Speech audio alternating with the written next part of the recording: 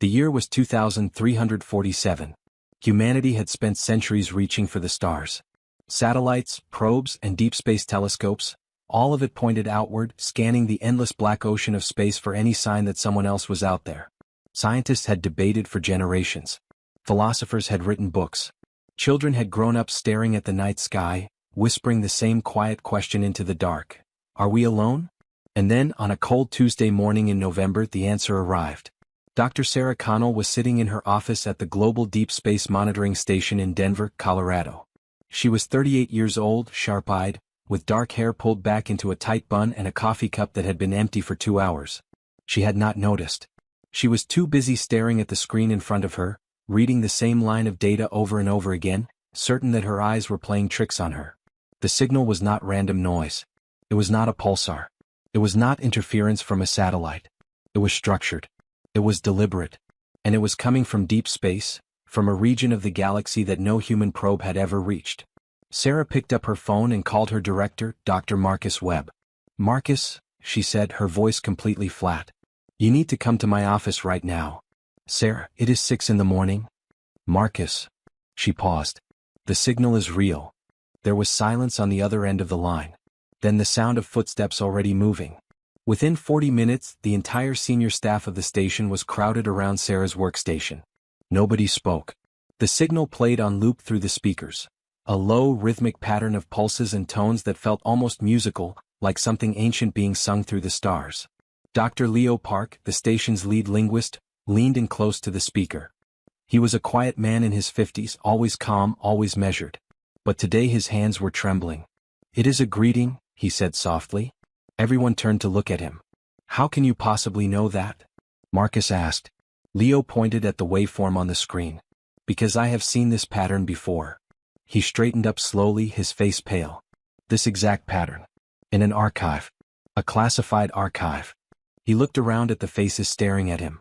"One that I was never supposed to access." The room went hushed. Sarah set down her empty coffee cup. "Leo," she said carefully. "What archive?" Leo looked at her for a long moment. Then he looked at the signal still pulsing on the screen. And when he spoke again, his voice was barely above a whisper. "The one that proves," he said, "that this is not the first time they have contacted us." Nobody slept that night. By midnight, Marcus had made 3 phone calls, one to the United Nations Space Authority, one to a number Sarah did not recognize, and one that he stepped outside to make, standing alone in the cold parking lot for 20 minutes while everyone inside watched him through the glass. When he came back in, his face was unreadable. "The station is under communication lockdown effective immediately," he said. "Nobody contacts the outside world until further notice." There were protests. Dr. James Fowler, the youngest researcher on the team, slammed his hand on the table. "You cannot lock us down over a signal. This is the biggest discovery in human history." "Sit down, James," Marcus said quietly. Not frustrated. Not cold. Just very grave. "Please." Something in his tone made James sit. Sarah watched Marcus carefully. She had worked with this man for 11 years. She knew every expression on his face. And the expression he was wearing right now was one she had never seen before. It was not excitement. It was not caution. It was something much older than either of those things. It was the expression of a man who already knew. "Marcus," she said. "Talk to us." He sat down heavily in a chair. He looked at the signal still playing on the loop. Then he looked at Leo Park, who had not moved from his spot near the speaker. "How much did you see in that archive?" Marcus asked him. Leo was quiet for a moment. "Enough," he said. "Then you know I cannot explain everything tonight." "No," Leo agreed. "But you can explain one thing." Marcus waited. "Why?" Leo said slowly. "Does that signal contain coordinates?" He turned to the screen and pointed at a specific section of the waveform. "Right there. Embedded in the 3rd sequence. Those are spatial coordinates. And they are not pointing at the source of the signal." He turned back to Marcus. "They are pointing at Earth." The room was absolutely still. Sarah felt something cold move through her. Not fear exactly. Something deeper than fear. The feeling you get when a door opens that you did not know was there, and on the other side of it the dark goes down a very long way. "Marcus," she said. "Those coordinates. How old are they?" Marcus looked at her. And this time he did not look away. "The earliest record we have," he said quietly, "is from 14,000 years ago." He folded his hands on the table in front of him. But we believe the original transmission is much, much older than that. James Fowler's voice sounded as if someone had knocked the air out of him. Sarah did not make any sound at all. She just stared at Marcus and thought about all the things she believed she knew about him, feeling them quietly begin to shift beneath her feet. "They have been watching us," she said. It was not a question. Marcus nodded once. "For how long?" He was quiet for a very long moment. Outside, the wind moved through the empty parking lot. The signal pulsed on and on through the speaker, low, ancient, and patient. "Since before we could walk upright," he said. By morning, 3 black vehicles had arrived at the station. They parked in a neat row outside the main entrance, and 6 people in dark coats walked in without knocking. They did not show identification. Furthermore, they did not smile. The one in front, a tall woman with silver-streaked hair and calm gray eyes, simply walked to the center of the room and looked at everyone assembled there. "My name is Director Yates," she said. "I am here on behalf of the Global Continuity Council.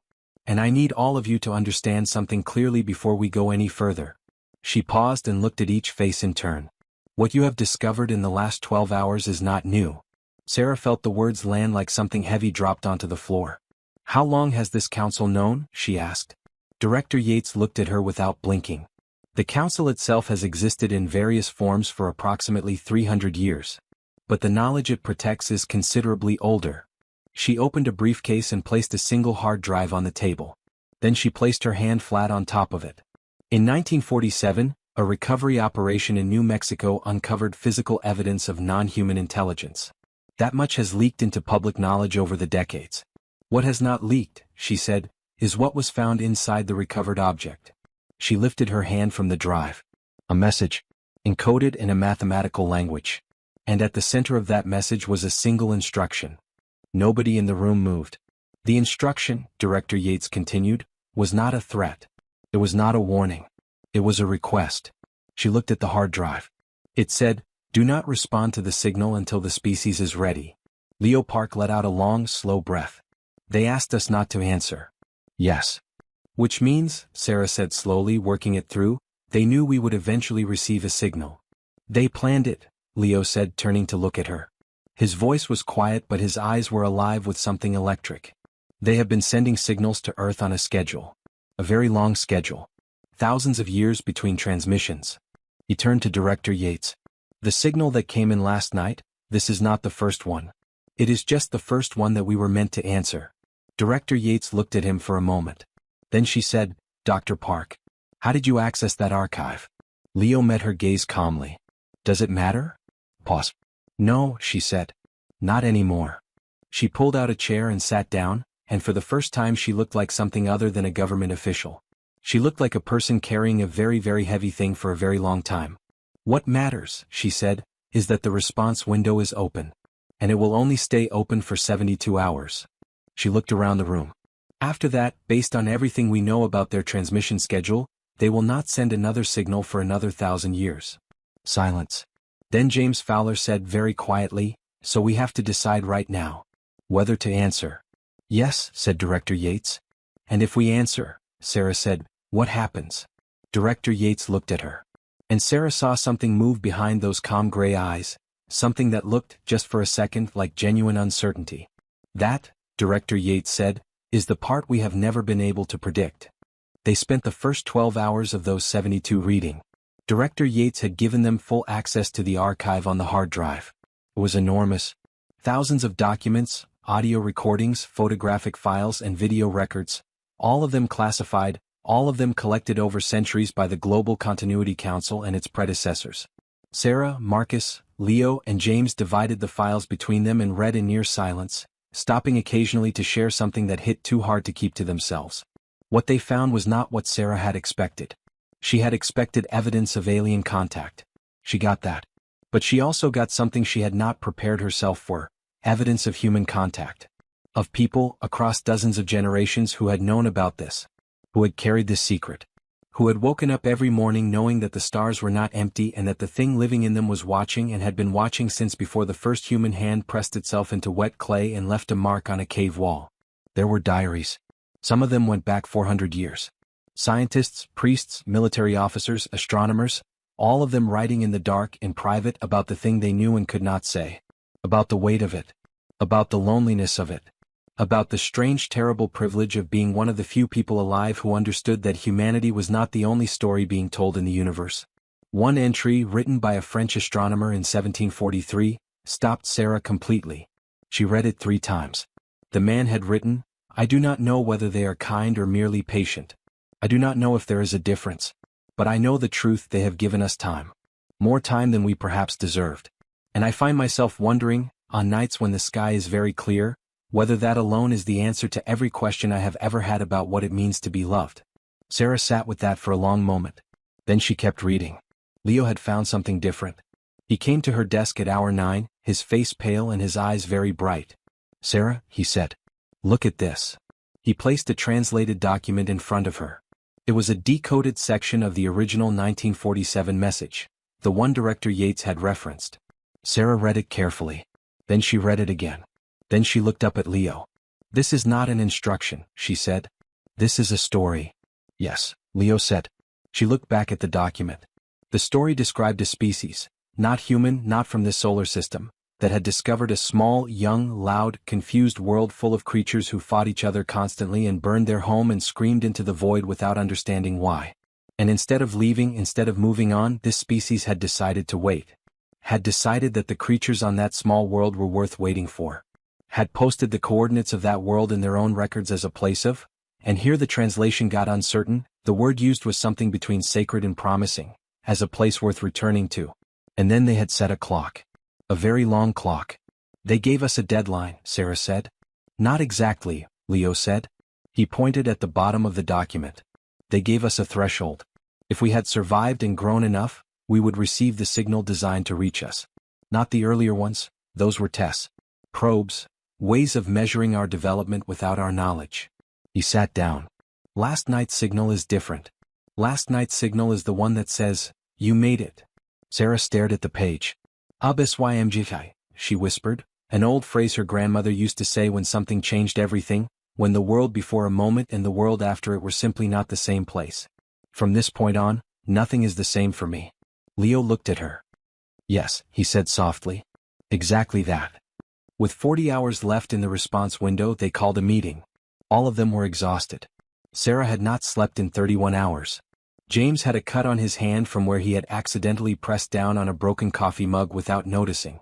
Marcus had not taken off his coat all day. Director Yates sat at the head of the table with her hands folded and her face perfectly composed. But Sarah had noticed that the director had read the French astronomer's diary entry 3 times during the course of the day and had not spoken for 20 minutes after the 3rd reading. "We have to vote," Marcus said. "This choice is not a democratic decision," Director Yates said immediately. "With respect," Marcus said, "I disagree. The people in this room are the first human beings in history to have complete information about what this signal is and what answering it means. If the decision belongs to anyone, it belongs to us." Director Yates looked at him for a long moment. Then she looked at the others. Then she unfolded her hands and placed them flat on the table. "All right," she said. "Talk." James went first. He was the youngest, 29 years old, and he spoke with the kind of urgency that only comes from people who have not yet been taught to be afraid of being wrong. "We answer," he said. "We have to answer. We have been waiting our whole lives, the whole species has been waiting, for exactly this, to know we are not alone, to know that something out there sees us. We have the opportunity to venture into something greater than ourselves." He looked around the table. "If we stay silent, we are choosing fear over everything. And I refuse to believe that is who we are." Leo spoke next. He was quiet as always. "I want to answer," he said. "But I want to understand what we are answering with.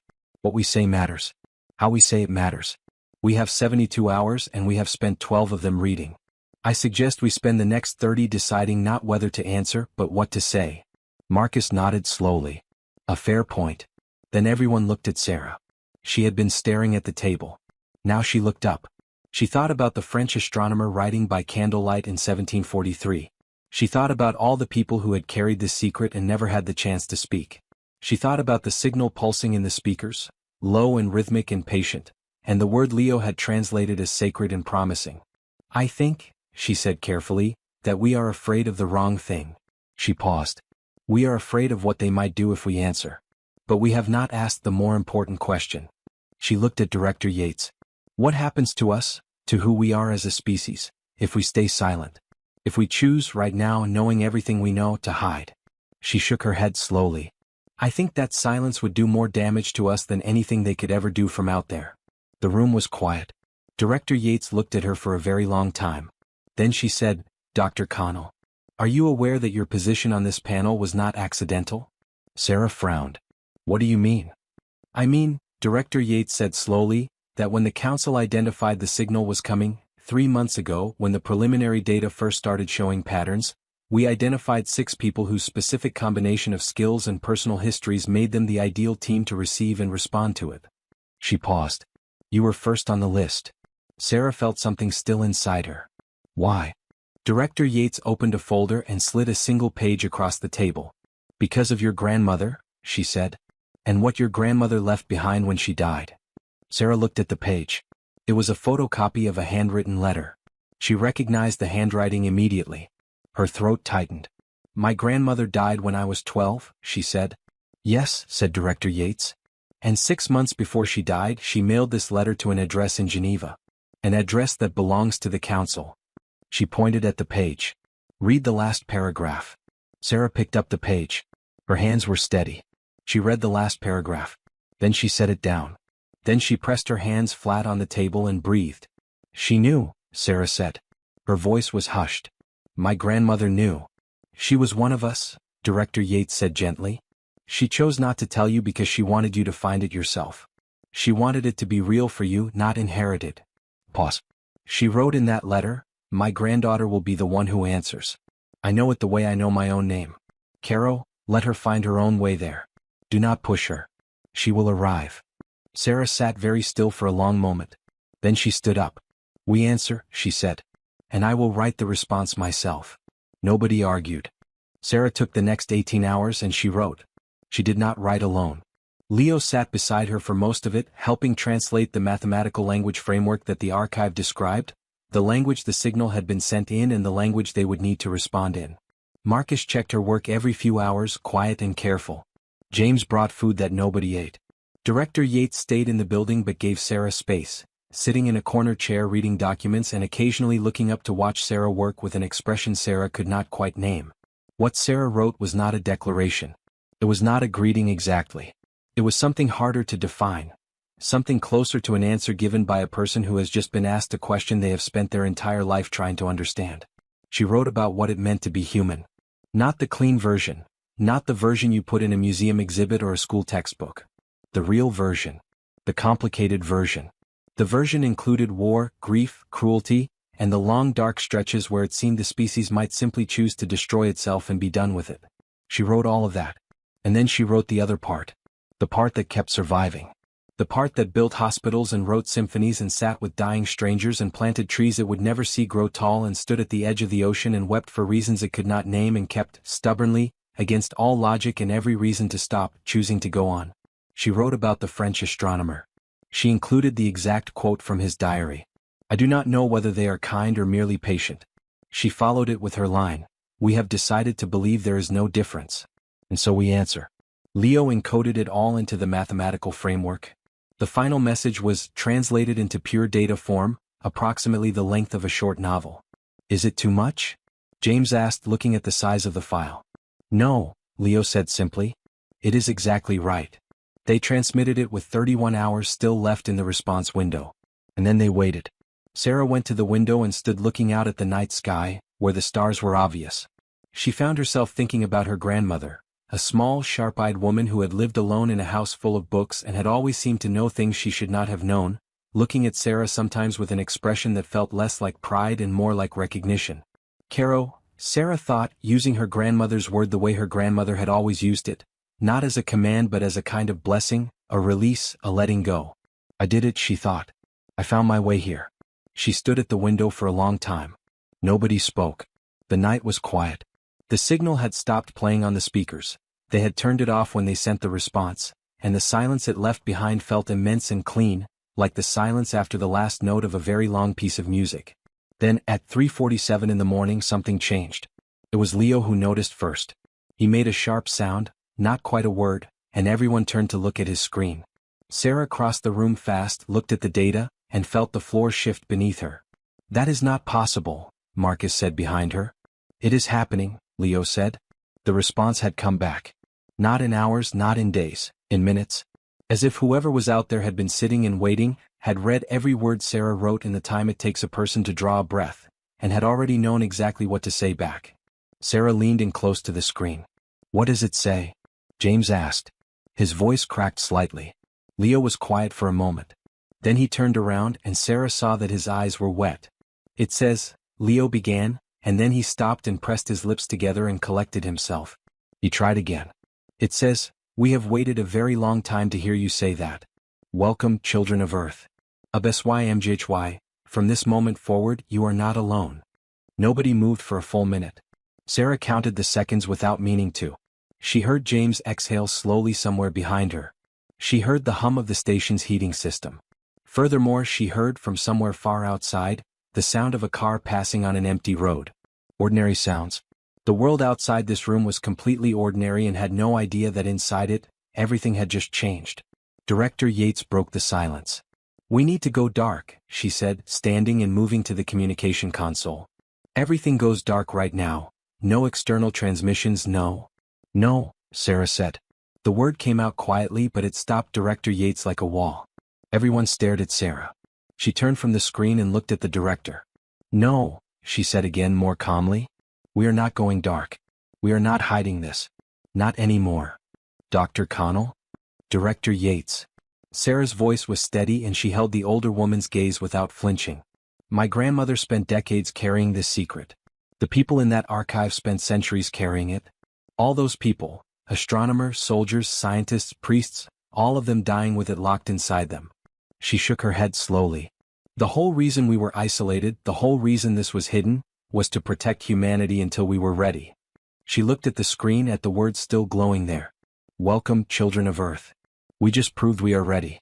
They said so themselves. She looked back at the director. It is over. The hiding is over. Director Yates looked at her for a long time.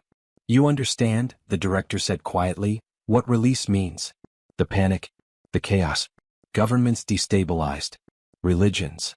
People are stronger than you think, James said from across the room. He was standing very straight. Give them the truth and they will find a way through it. Marcus said nothing. He was looking at Director Yates with something careful in his expression. Not pressure, just waiting. Director Yates looked at each of them in turn. Then she looked at the message on the screen. Then she sat back down in her chair and placed both hands on the table and looked at nothing in particular for a long moment. My mother was on the council, she said quietly. It was unexpected. Nobody had asked. And her mother before her. 3 generations of my family have kept this. She paused. I used to think it was the most important thing we did. The protecting. The waiting. The managing of information. She stopped. Then, I think I may have been wrong. Silence. Not about the protecting, she said, but about what we were protecting them from. She looked at Sarah. We thought we were protecting them from the truth. But maybe what they needed protecting from was exactly this. The silence. She was quiet for a moment. The isolation. Sarah said nothing. She just waited. Director Yates reached into her coat and pulled out a phone. She placed it on the table in front of her. She looked at it. Then she looked up at Sarah. You write the announcement, she said. I will make the calls. It took 72 hours. Telling everyone in less than 72 hours was impossible. But 72 hours for the information to move through the world's governments, through the major scientific bodies, through the media, and finally into the hands of the people. 72 hours from Director Yates making her calls to the moment a newscaster in Sao Paulo looked into a camera with shaking hands and said the words that would be replayed for generations. Sarah watched it from the station. They had not left.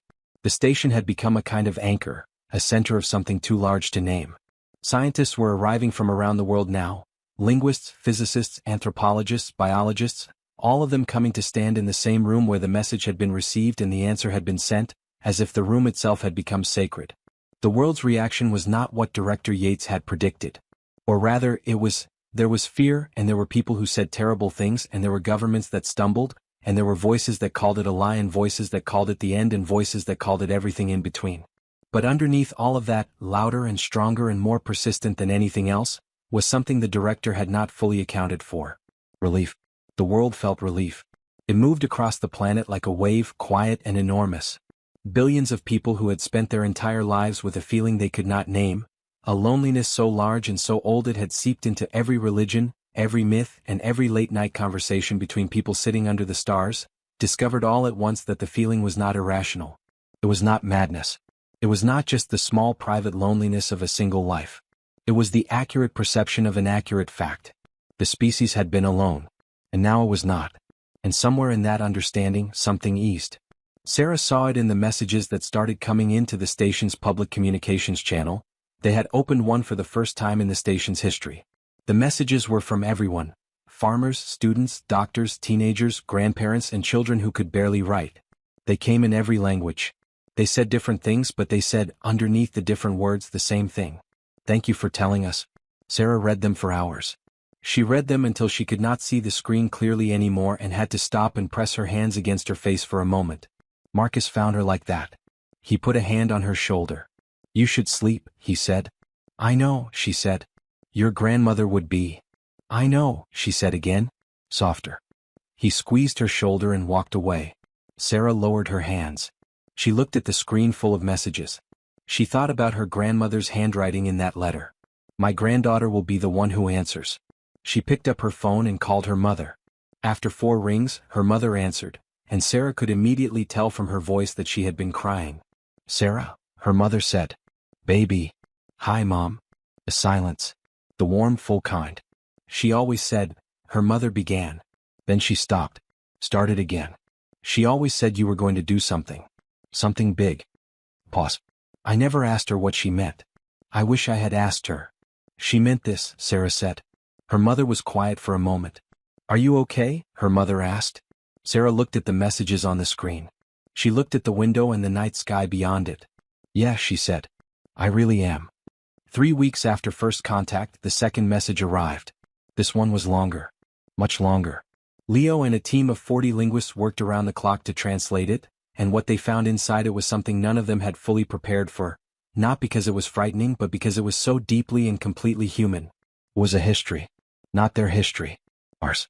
The message contained records, detailed, precise, and in some cases astonishingly intimate records, of humanity's development across the last 2 million years. Not just the broad strokes. The actual events. Wars they had watched without intervening. Diseases that had nearly caused the species to become extinct. Moments of terrible violence and extraordinary beauty were all observed, recorded, and kept with a care and attention that, when you really sat with it, was almost unbearable. They had watched the first human hands make fire. They had watched the building of the first cities. They had been present, in some form, for every major turning point in human history, observing, recording, never interfering. The archive showed evidence of debates among them about whether to intervene during humanity's darkest periods. There had been arguments, disagreements, factions that wanted to step in during the worst years and factions that held firm to the principle of non-interference. The non-interference faction had won. Every time. Because of a belief, recorded carefully in the archive, that a species that was rescued too early would never fully develop its own strength. That the hardship, as terrible as it was part of the process. Humanity had to find its own way to kindness, or else kindness would not endure. Sarah read the passage and felt something complicated move through her. It was not quite anger, not quite gratitude. Something caught between the two. Leo seemed to feel the same way. He found her late one night reading the records. Does it bother you? He asked, sitting down beside her. Did they watch and not help? Yes, Sarah said honestly. And no. She thought for a moment. It bothers me how a parent's decision to let a child fail affects me. You understand the reasoning, but it does not make the child's pain smaller. Leo nodded slowly. But then I read this part, Sarah said, and pointed at a section of the translation. It was a record of an internal communication from among the observers, a message sent between 2 of them during the Second World War, when the body count was rising in ways that had apparently come close to triggering intervention. The message, translated as closely as possible, read, I know what we decided. I know why we decided it. But I want you to know that watching this unfold is the hardest thing I have ever done. These are not animals below. They are not even children. They are something I do not have a word for in our language. They are a force that shatters, mends, breaks again and never stops. I am recording this because I need someone to know that I see them. I want everyone to understand that this is not an easy task. That we are not cold. Sarah looked at Leo. They were not cold, she said. No, Leo agreed. They were not. 6 weeks after first contact they asked if they could come. The message was simple and direct. A formality almost as if they had been working up to it for a long time, which Sarah supposed they had. They asked if humanity was ready to receive visitors. They asked with the careful, formal courtesy of people who understand that stepping into someone else's home is a significant thing, no matter how long you have been watching through the window. The United Nations spent 2 weeks debating the answer. Sarah testified before 3 separate bodies. She told them what she had read. She told them about the non-interference principle. Furthermore, she told them about the message during the Second World War. She told them, very carefully, that everything she had seen in the archive suggested these were beings who had thought more deeply and more carefully about humanity's well-being than most humans ever had. She did not tell them it would be simple. She told them it would be the hardest and most important thing the species had ever done. She told them she believed they could do it. The vote was not unanimous, but it was decisive. The answer was yes. Sarah was in the station on the day they arrived. She had asked to be there and nobody had argued. Director Yates stood beside her. James stood on her other side. Leo was at the communication console. Marcus was outside, standing in the field behind the station with his hands in his pockets and his face turned up to the sky. There was no dramatic entrance. No beam of light. No sound. One moment the sky over the field was empty and the next moment it was not. A shape, large and quiet and absolutely still, hanging above the ground with a patience that felt, to Sarah, like the patience of something that had been waiting for this moment for a very long time. A door opened. Or something that functioned as a door. 3 figures came out. Sarah had spent weeks trying to prepare herself for this. She had told herself that whatever they looked like, she would not flinch. She had told herself she was ready. She was ready. They were tall, significantly taller than any human. Their proportions were slightly different in ways that were hard to immediately process. Their faces were, and this was the thing Sarah had not prepared for, the thing that made something in her chest crack open like a window being thrown wide. Their faces were not so different from her own. Not human. But not alien in the cold, clinical way the word implied. They looked like something that had grown in a universe adjacent to this one, something that had arrived at intelligence and emotion through a different door but had arrived at the same room. The one in the center looked at Sarah. Then it spoke, not in English, not in any human language. But the words came through a small device on its collar, translated with a slight delay. Dr. Sarah Connell, it said. We have been looking forward to this for a very long time. Sarah looked at it for a moment. Then she said, so have we. We just did not know it. Something moved across its face. It was not a human expression. But Sarah understood it anyway, the way you understand music in a language you have never learned. It was a smile. 3 months into what the world was now calling the first contact period, Leo made the final discovery. He had been working late, as he always did now, as all of them did now, because the archive was enormous and every section of it contained something that rewrote something else they thought they knew. He was in the deeper files, the oldest ones, the ones that had required 3 separate decryption keys and 2 additional translators just to access. He called Sarah at 2 in the morning. Come to the station, he said. No greeting. No preamble. Leo? Please, he said. Now. She came. He was sitting at his workstation with his coat still on and his hands perfectly still in his lap, which was unusual for Leo, who was always moving, always adjusting, always thinking with his hands. He was very still in the way that people are still when the ground has dropped away beneath them and they are not yet sure they are done falling. He looked at her when she walked in. Sit down, he said. She sat. What I am about to tell you, he said, is the thing they kept hidden longest. Not from us, from themselves almost. It is buried in the oldest section of the archive, the records from before any living member of their species was born. He paused. Sarah. The reason they began watching Earth. The reason they found us. The reason, out of billions of star systems, this one was marked. Another pause. It was not random. It was not a survey. It was not scientific curiosity. Sarah waited. They were looking for something specific, Leo said. Something they had lost. He turned to his screen and brought up a section of translated text. Sarah leaned in and read it. She read it once. Then she read it again. That is not possible, she said very quietly. I know, Leo said. She sat back. Her mind was moving very fast and very quietly, the way it did when she was working through something that would not quite resolve, like a lens not quite in focus, and then suddenly it was. They evolved here, she said. Leo nodded once. On Earth, she said. Not humans. Not our ancestors. But the original seed, the first spark of what eventually became them. 3 billion years ago, before the planet fully formed, before life had taken any shape we would recognize, a catastrophic event scattered biological material across this part of the galaxy. He pointed at the screen. They developed from that material. On another world in another star system. They became what they are over billions of years. He looked at her. But the origin point, the first and oldest root of what they are, is here. This planet. He paused. Earth is not just a place they have been watching. It is home, Sarah said. It is home, Leo said. And we, all of us, every human being alive, we are what the planet made when it had another chance. We are, he said slowly, something like cousins. Something like an echo. Something that grew from the same source into an entirely different shape. He was quiet for a moment. They did not interfere because they could not.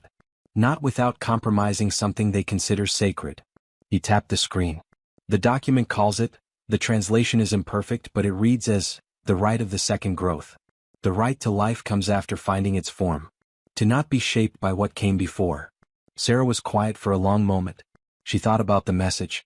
Welcome, children of Earth. She had thought it was poetic. A figure of speech. They meant it literally, she said. Yes, Leo said. They are not visitors. They are not strangers. They are, he stopped. Tried again. They came back, he said simply. After 3 billion years they came back to see what their home had made. Sarah stood outside the station the next morning at dawn. The sky was clear and cold, and the stars were still faintly visible in the gray-blue light before the sun came up. She had not slept. She had spent the night sitting with what Leo had found, turning it over and over in her mind, not trying to resolve it, just letting it settle. Letting it become real the way big things have to become real, slowly like water finding its level. She heard footsteps on the gravel behind her and turned. It was the tall one, the one from the ship, the one who had spoken her name first. They had been named by the translation team, Commander Ain. It was not their actual name. Their actual name was not pronounceable by any human throat, but it was close enough in meaning that they had accepted it without objection. Ain walked toward her and stopped a few feet away. They looked at the sky together. You know, Sarah said without turning. Leo found the oldest archive. Yes, Ain said. The device on their collar translated the word with a slight warmth in the tone. We were wondering how long it would take. You knew we would find it. We hoped. Pause. We left the decryption keys in a place where your particular kind of mind would eventually look. It was not something we could simply tell you. It needed to be discovered. Pause. The way all true things need to be discovered. Sarah looked at the sky. The sun was beginning to edge up over the horizon, the first faint line of gold appearing at the edge of the world. 3 billion years, she said. Yes. You came all this way. You waited all this time. She paused. And when you got here you found us. Yes, Ain said. Something moved in the translated voice, something that was neither quite a word nor quite a sound, something the device rendered simply as a pause, but that Sarah heard as the equivalent of a person pressing their hand against their chest. What did you think? She asked. When you first saw what we had become? Ain was quiet for a moment. The kind of quiet that is not absence but preparation. There is a word in our language, they said finally. It has no precise translation. It describes the feeling of returning to a place you have not been for so long that you no longer expected to recognize it, and finding that despite everything, despite all the time and the change, something essential remains. Something you remember. Something that knows you back. Pause. When we first watched your species, not the surveys, the first true observation, when we understood what you were, that is the word we used. Sarah let that sit. We are not what you were, she said. We grew differently. Yes, Ain agreed. You grew differently. You grew harder in some ways, more fragile in others. You carry pain in ways we no longer do, or perhaps never learned to. Your history is full of things we would have done differently. Pause. But you also grew into things we did not anticipate. Things we do not have. The French astronomer who wrote about patience and love. The words were exact, they had read the archive too, all of it. The woman who wrote a response to a first contact signal and included grief and war and forgiveness because she believed those things deserved to be known. Pause. We have lived billions of years and crossed the galaxy and we did not know how to do that. We did not know, Ain said quietly, how to be that honest about our own darkness. Sarah felt something move through her that she did not have a word for. Something that was loss and pride and sorrow and recognition all folded into one feeling too large for language. Leo says we are cousins, she said. Cousins, Ain agreed. It is a good word. The sun came fully over the horizon. The gold light spread across the field and caught the edge of the ship still hovering in the distance, and for a moment it looked less like a machine and more like something alive, something that had traveled a very long road to be exactly here in this light at this moment. What happens now? Sarah asked. Now, Ain said, we begin. Begin what? Everything, they said simply. Everything that becomes possible when two things that grew from the same root finally find each other again. Pause. We have technology you have not imagined. You have courage and creativity, and you feel something we lost so long ago, of which we have no record. Together, they stopped. Started again. Together, there is nothing in the universe that is unreachable. Sarah was quiet for a moment.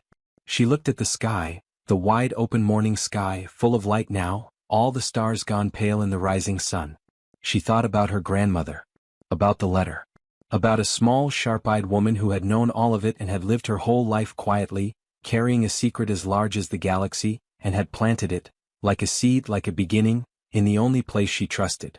In her granddaughter. Caro, Sarah thought. You were right. I found my way. She turned to look at Ain, this tall, ancient, patient being standing in the gold morning light of a planet that was, in the oldest and deepest sense of the word, as much their home as it was hers. HFY, she said softly. The phrase her grandmother had used. The phrase Leo had translated from the first message. From this moment forward, nothing is the same. Ain was still for a moment. Then they turned to look at her. And in the tone that came through the translation device, past all the technology, past all the distances of time and species and stars, Sarah heard something unmistakable. Ain had understood. Not the words. The meaning beneath the words. The human thing inside the sound. Yes, Ain said. Warmly. Completely. HFY, they repeated. From this moment forward. Sarah looked at the sky one more time. All that open, endless, living sky. Then she turned back toward the station, toward Leo and Marcus and James and Director Yates and all the work that waited, the beautiful, enormous, impossible work of beginning, and she walked forward into the morning. Globe showing Europe, Africa, the end.